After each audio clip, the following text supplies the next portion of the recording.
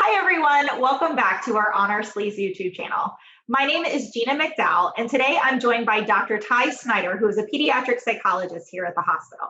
Dr. Snyder will be talking with us about the importance of sleep for younger children and some of the common things that we tend to see when our routines are disrupted. Thank you so much for joining us, Dr. Snyder. Yeah, thanks so much for having me. Let's start with the basics. Why is a good night's sleep important for our younger children?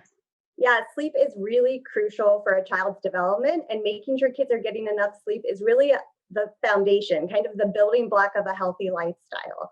I kind of think of it like a mini vacation. It lets your body and brain rest so that it can prepare for the next day. Not getting enough sleep can lead to a number of different concerns or challenges, including irritability, hyperactivity, an increase in some of those tantruming behaviors, even difficulties paying attention as well. It can also just lead to kind of a difficult time managing stressors, and even small things can become really hard and almost seem impossible to manage. We talk about sleep a lot around here and how important it is for our mental, physical, and emotional health. So I think that's great information for parents and caregivers to have. So if a parent or a caregiver notices that their child's not sleeping consistently, what are some things that they can do to develop and get on a better routine? Mhm.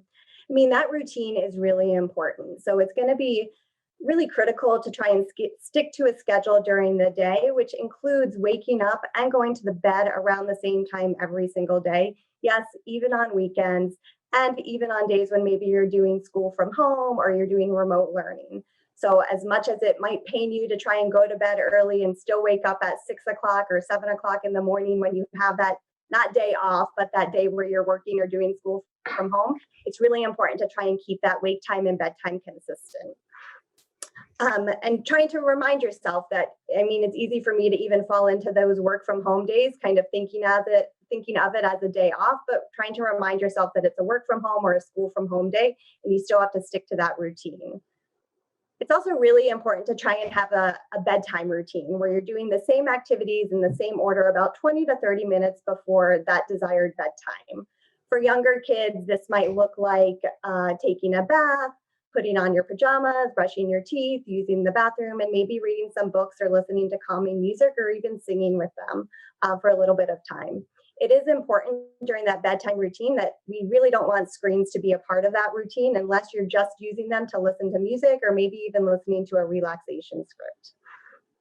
For younger kids, it can also be really helpful to have this routine on a visual schedule so that there's pictures of maybe a child brushing their teeth or using the bathroom or taking a bath, just so that they can really learn that routine and have it be a strong connection between these activities and then falling asleep or kind of winding down for the night.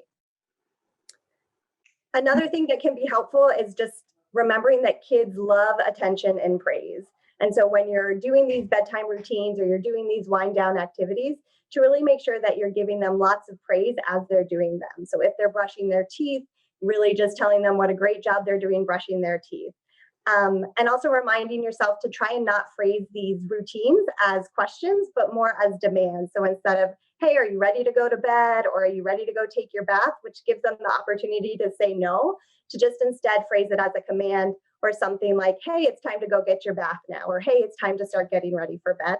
That can sometimes be helpful.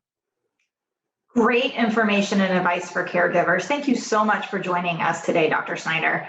Yeah, you're so welcome. Thank you. It's so helpful for families right now as we're navigating these times of disrupted routines. For more free educational resources on sleep, check out the link below.